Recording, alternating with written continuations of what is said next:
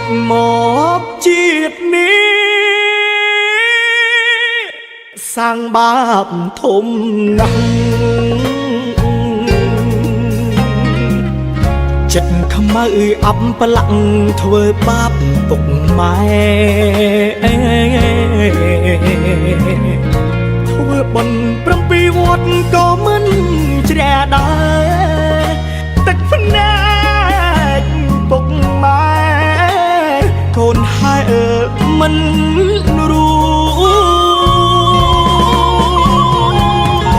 លេបថ្ម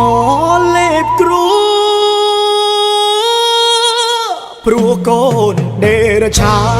នស្ដីថាមិនបានកើនឌឺផ្ទួនផ្ទួនលោកយំ